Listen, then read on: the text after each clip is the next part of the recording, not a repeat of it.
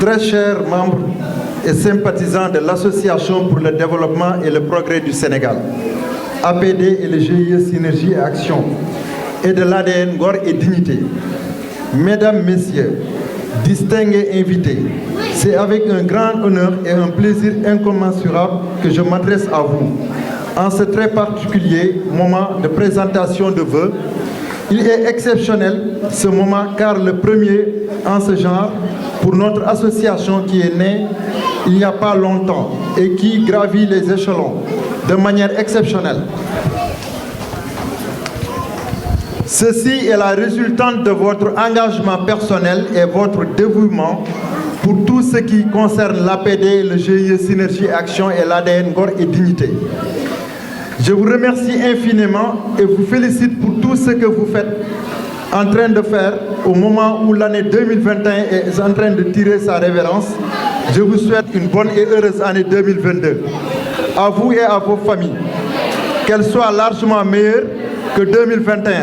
dans tous les domaines, qu'elle consacre plus de succès à notre association, à toutes et à tous le plus beau mot de la langue française. Merci de venir.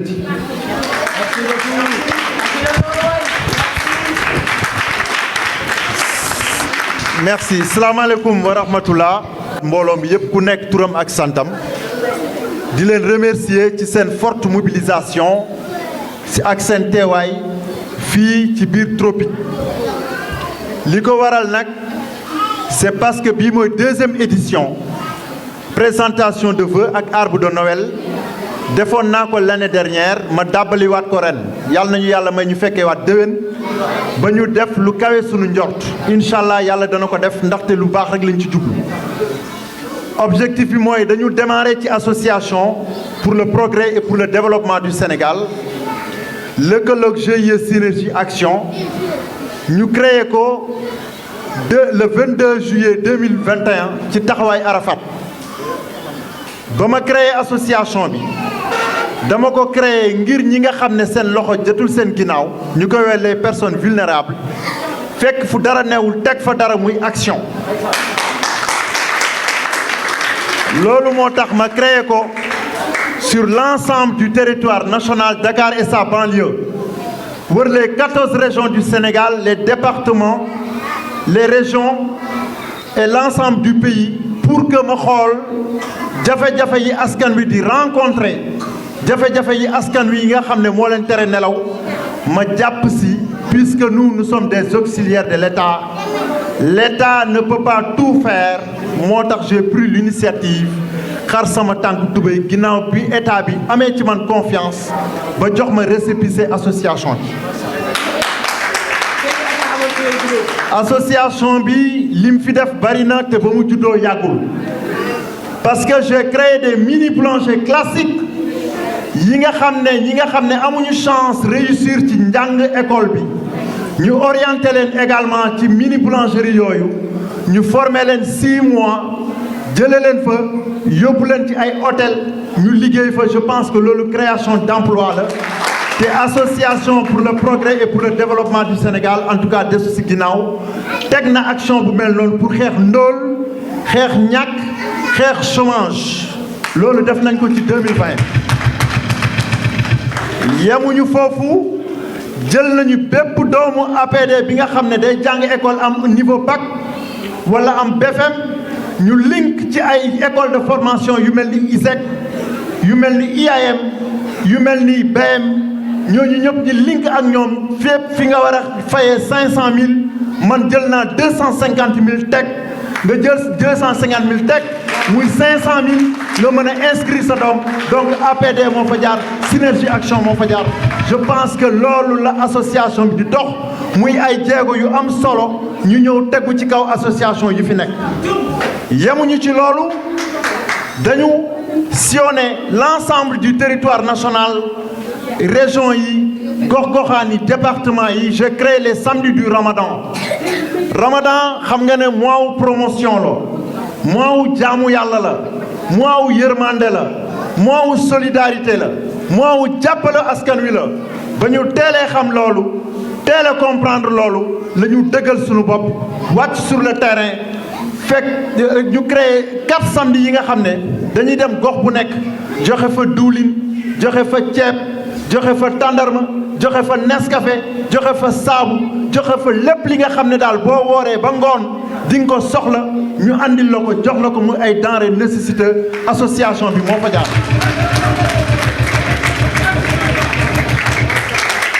donc association bu la état wóoloo ba jox la récépissé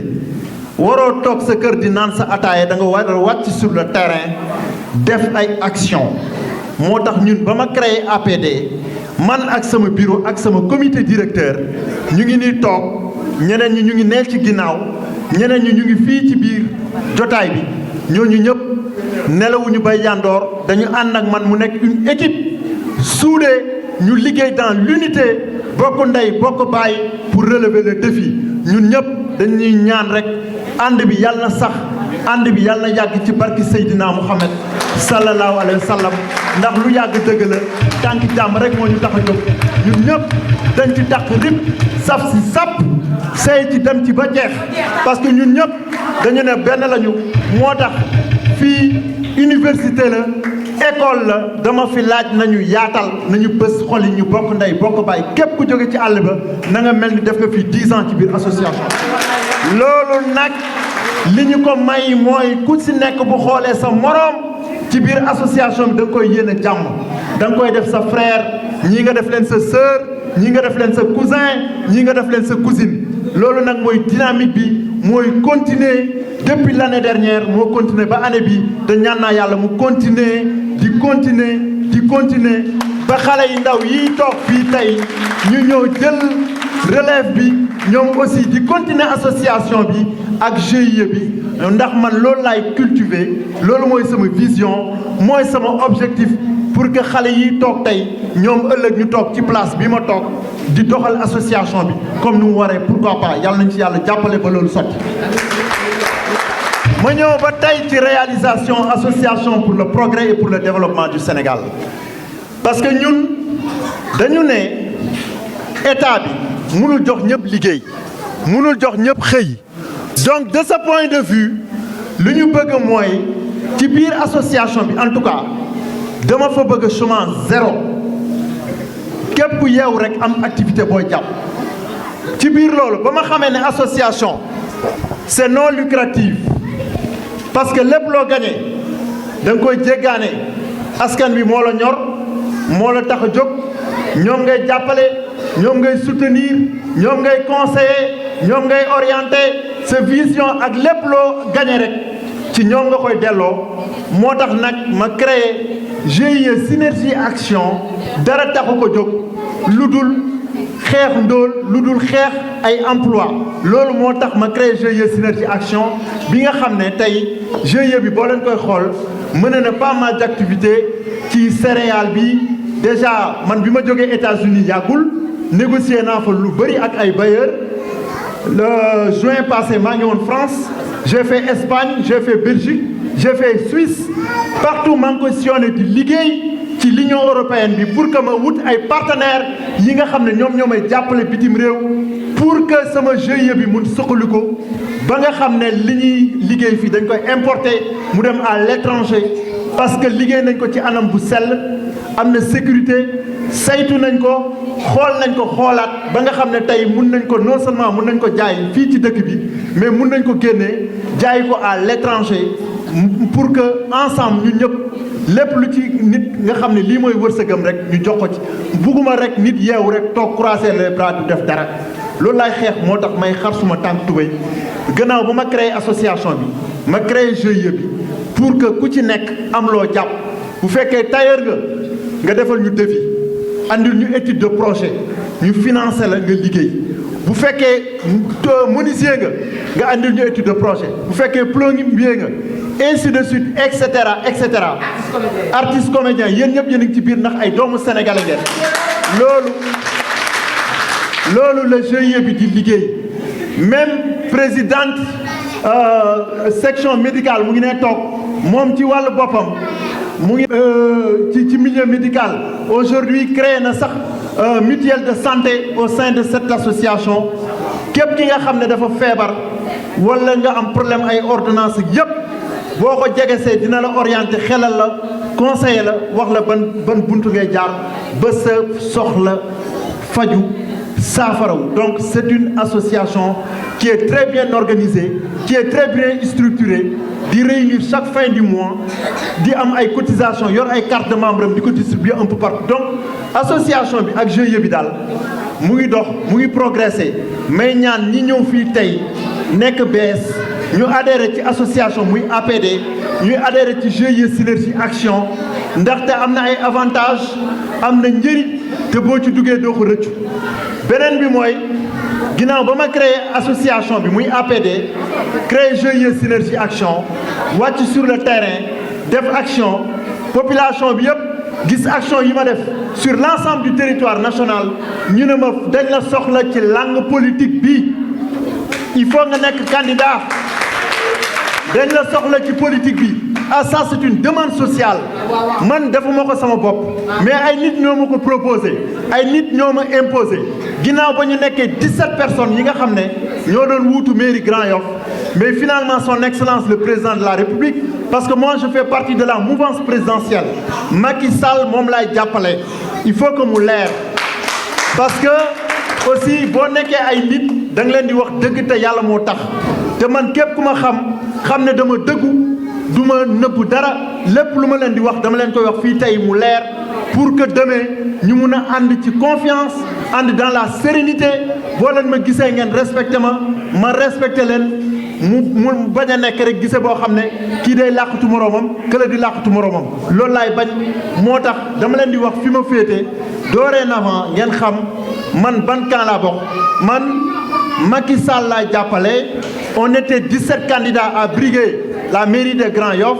mais finalement on a choisi Cheikh Bakhoum ñun ñëpp nag investir nañu sur la liste majoritaire donc ñun ñëpp benn lañu ñoo bokk ndey boo ko bàyyi lenn rek moo ñu intéressé mooy Grand Yoff xar kanamam changé moo tax ñu bokk ndey ñun ñëpp gis ngeen ni ci coalition bi ñuy liggéey ensemble pour changer Grand Yoff loolu rek moo tax may politique mais man je suis dans le secteur privé administrateur général société là opérateur économique man tey bu ma neexoon du ma def politique yàlla dimbali na ma macha allah mun naa compter ci li may gagné def sama àdduna normal mais boo gisee may dugg ci politique bi dugguma ci pour partage de gâteau dugguma ci pour am li nga xam ne sama morom moom lay wóot xëccoowuma dara dama xaw gëm yàlla gëm yonente bi xam ne suma ñaari waajur ñaanal nañ ma moo tax tiituma lépp lu ma war a jot danaa ko jot ci jàmm ak salaam ndaxte nag yàlla li mu yor bari na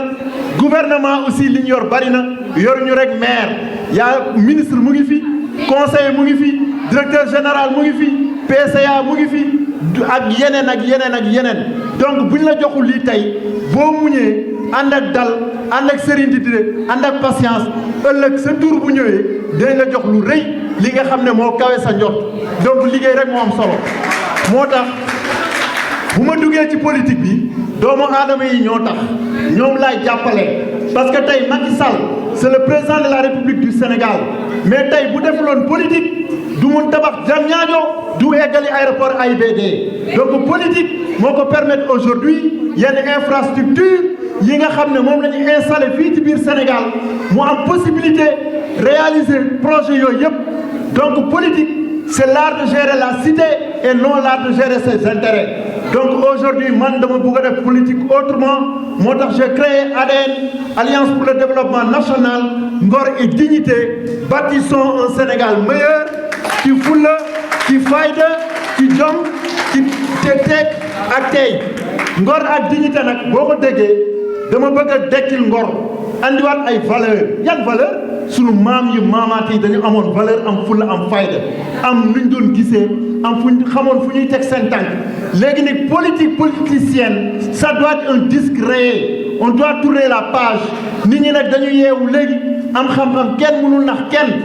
moo tax ba ma xamee loolu ma andi ngor ak dignité politique bu bees gis-gis bu bees anam yu bees muy package bu bees takk ma ci woo jeunes yëpp troisième âge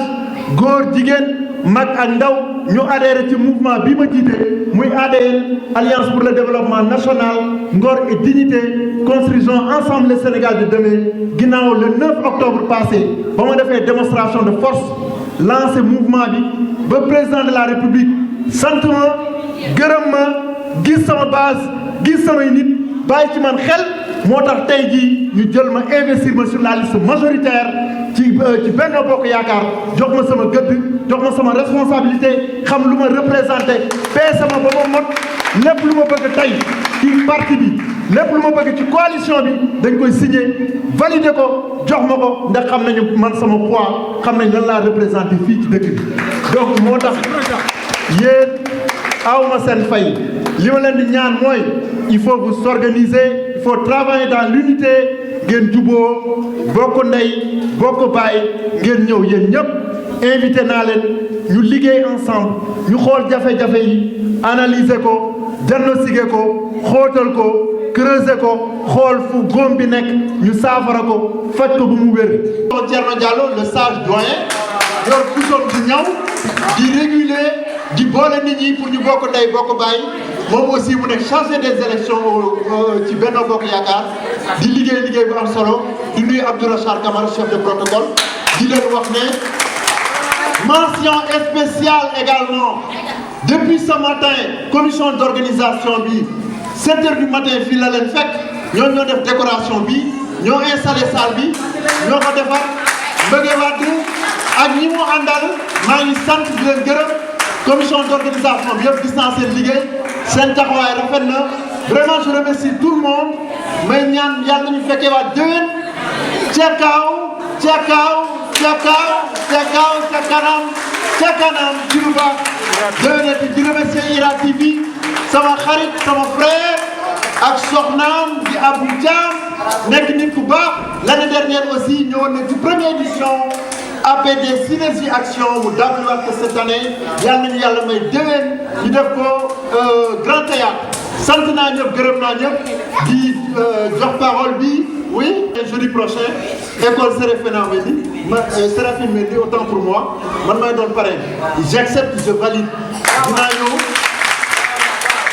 dinaa ñëw bu neexee yàlla ak sama comité directeur ak sama bureau à 16h inchallah ñu fête ko ak xale yi ndax xale yi ñooy sama xale.